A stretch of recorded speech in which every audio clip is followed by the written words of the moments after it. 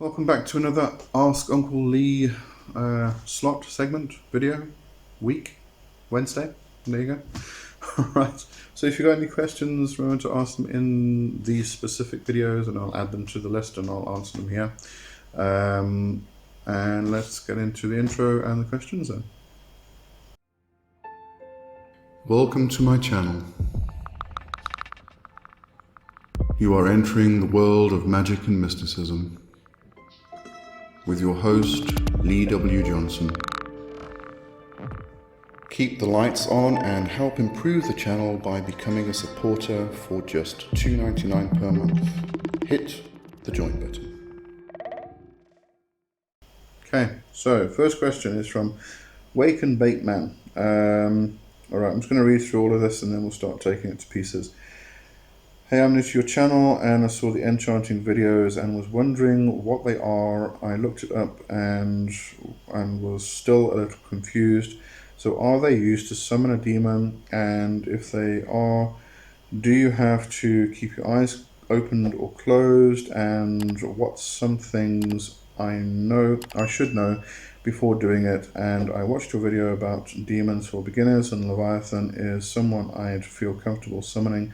And if I were to summon him, what should I know before doing it? Like, I've never summoned a demon before, and what will I see and hear?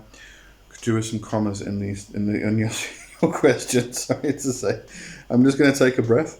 What will I see and hear? And after talking to them, can they go back to the place they were at, or is there something I need to do to send them back home so they're not stuck here at something? And also, if you're comfortable talking about it, have you talked to him before? I can't remember if you said that in the beginner video, but whenever you see this comment, would you please let me know? All right then. Okay, so this is basically, to put all of this into a nutshell, how do you call a demon and work with a demon? Okay, so this, I'm going to try and put it into that nutshell, but it really is a long question because it's a lifetime practice, really. What you should be doing is starting with your basics, your meditation, your breath work, your concentration and focus practices, your one-pointed focus, visualization practices, learning how to get into trance, and all of these things, learning what the difference between light, medium and deep trance is. Because you don't have to necessarily get into a deep trance just to communicate with a spirit, to talk to a spirit. You can get into a light trance, which is really about stopping yourself in the moment, becoming present in the now. Because we kind of carry on through our lives and we go and go and go and go and we've got all this noise in our head. So really it's about just stopping, becoming present in the now, in the moment, shutting down as much as you can all of that noise and the train wreck in your head, just quieting all that noise down, becoming focused on what you're trying to do, which is communicate with the spirit, and then just in that moment of bringing yourself into a quiet state, into the present moment, is venturing or moving into a light trance state. Okay, and then you do what is necessary, but you've got to know how to get into one-pointed focus. Because if you are trying to communicate with the spirit and at the same time you're thinking about 100 other things that you have to do today and tomorrow and what's for supper and what TV show you're going to watch tonight, and if your girlfriend or your boyfriend or your lover or your mother or mother-in-law is going to come over, whatever it is, all of these things are rushing through your head at the same time, you're not going to achieve your goal, which is communicating with the spirit. So you have to learn how to become one-pointed focus, which is why you start with the meditation, the breath work, and the focus and concentration exercise, and all of that stuff. Okay, so you start there, and you learn, you build, you meditate, you grow, you practice, and you continue doing that. And then you start talking with the spirits. And when you start talking with the spirits, it's going to be foreign to you because the way we talk to people is verbally, like I'm doing here now with you. I'm talking verbally, you're listening with your ears. That's how we talk. When you're talking to spirits, it's very different. You may hear something in your head, not in your ears. You may not hear anything. You may get impressions, ideas, feelings. You may get images that come through. So the communication is very different to what we're used to, and it's extremely foreign to what we're used to. And we tend to enter these practices and things with this idea that it's going to be exactly like it is with the people we interact with in physical life. A lot of it is the relationships we build and things like that. A lot of it is very similar, but the communication using the sight is not about just looking through your eyes. All of these things, the psychic senses and etc. So we have to learn how that works, how that happens. When we do talk to a spirit, how do they talk back to us? Which of our psychic senses are more pronounced? Because that also comes into play when we're communicating with spirits. So all of these things we have to practice, and this takes a long time. It's not an overnight thing. All right. So coming back to your original question, your first part of your question was the enns. The enns are phrases that we say. If you go into the Hindu faith, the Hindu tradition, you'll find that they have particular mantras which they chant to certain deities. And they have various different mantras. They have the Gayatri mantras, but they have the Bij mantras or the seed mantras, which it's kind of a simple, Om Namah Shivaya, which is chanted to Shiva. Okay, so Om Namah Shivaya is chanted over and over and over again. It's very similar to the enns. So the enns are usually considered to be an unknown language. Some people say it's the demonic language, like Enochian would be the angelic language. I'm not sure if it would be the demonic language, because when we talk about the daemon or the daemon, that covers a broad spectrum of spirits itself, depending on your own interpretation of that. Anyway, in demonolatry, it's considered to be a divine intelligence. A divine intelligence, again, encompasses a lot of different beings. So, I don't really like to call it a demonic or daemonic language myself, because it doesn't define it enough. So it's an unknown language. This is barbarous language.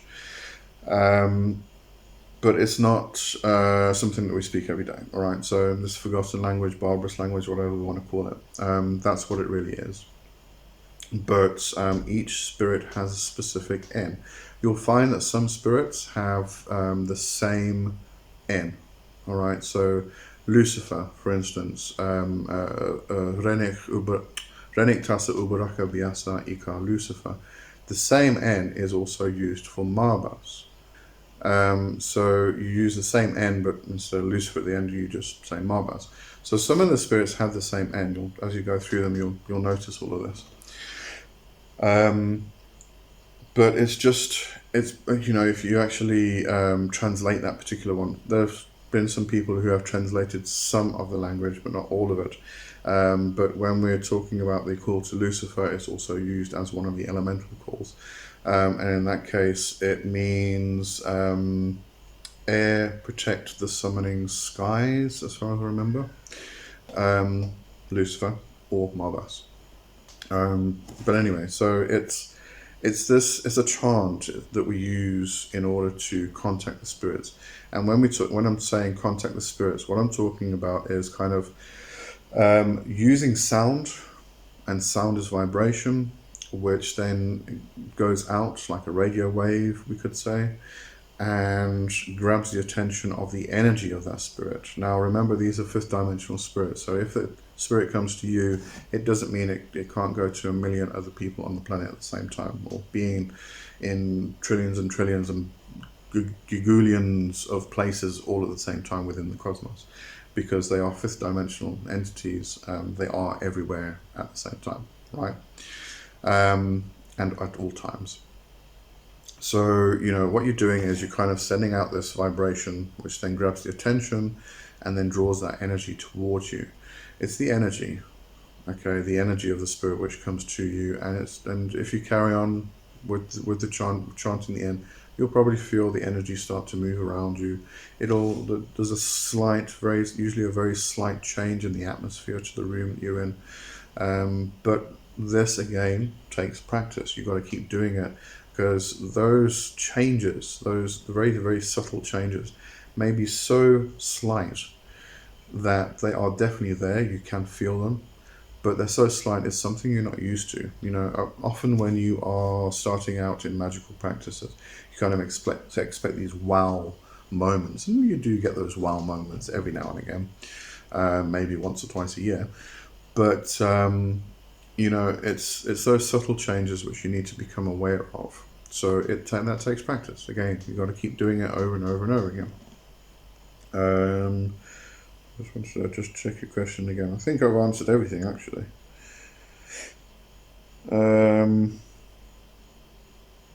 Send them back home. So after you've finished with a spirit, it's just usually called a license to depart.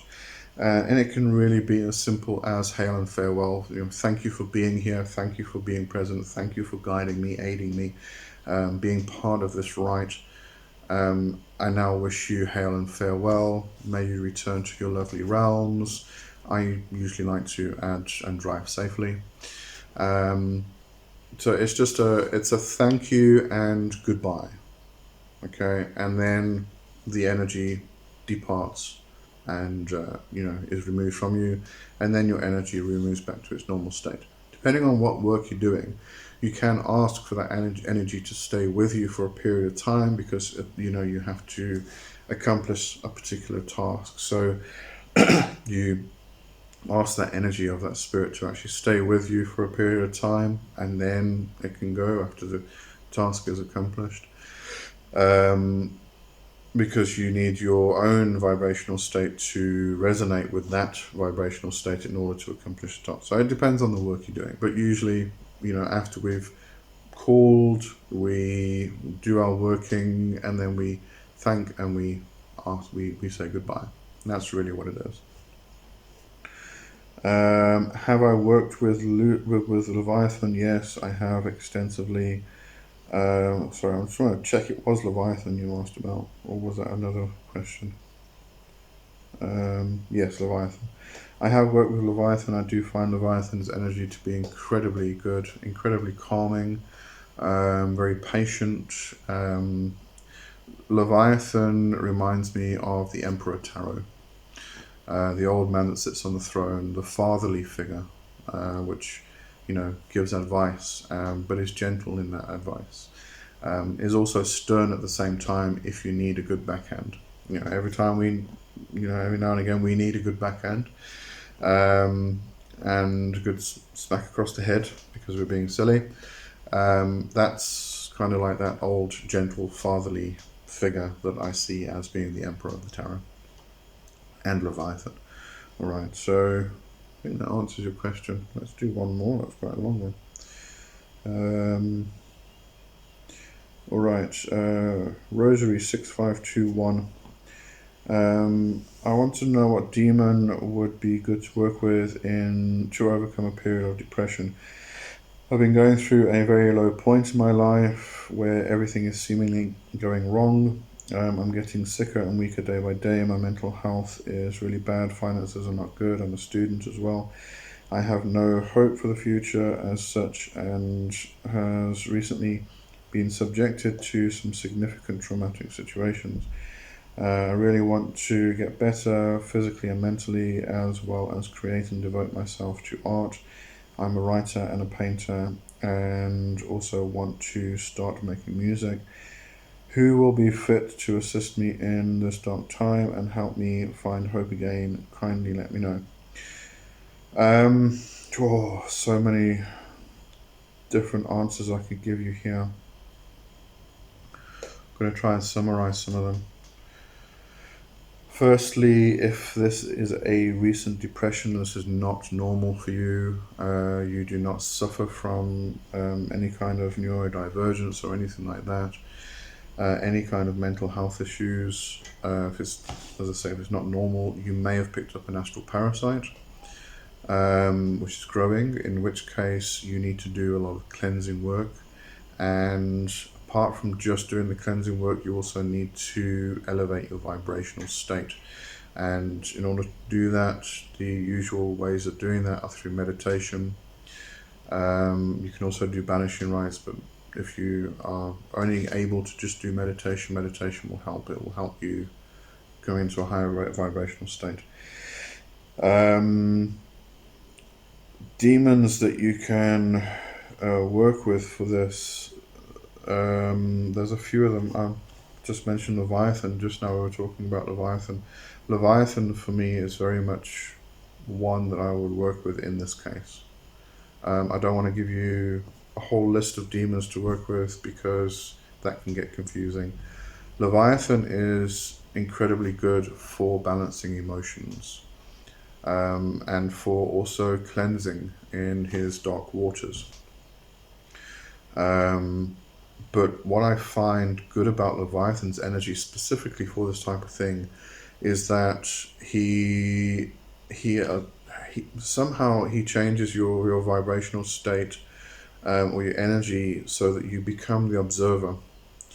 So you still go through all of these emotions, you still go through all of the depression and the anxiety and the sadness and the weakness and the sickness, and you go through it all because it is a necessary part. It's something you have to move through and get to the other side.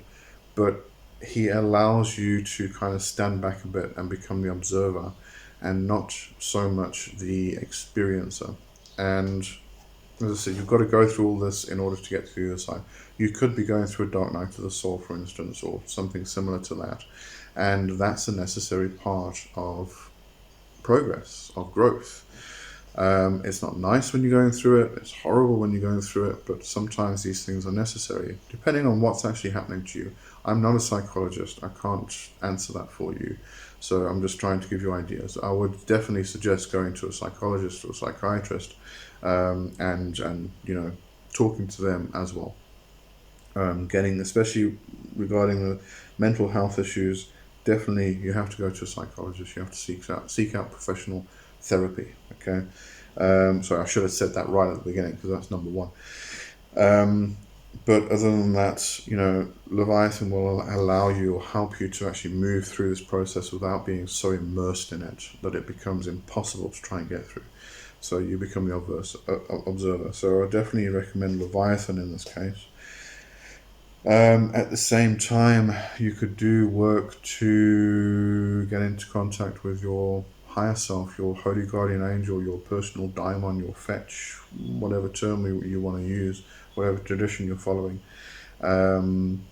because that's the part of your own soul which is your connection to divinity, to the divine intelligences, and holds your true will, so it can help you to understand what's going on. I think that's the most important thing, is to try and understand what's actually happening. Try and understand why you're going through this, because if you can understand why you're going through it, then you know that there's a reason for it, and that makes it a little bit easier. You still got to go through it, and it's still painful, and it's still horrible, and it's just something you don't want to wish on your worst enemy, type of thing. But at the same time, knowing that there's a good reason why you're going through it can help you get to the other side, and not give up. Definitely don't give up.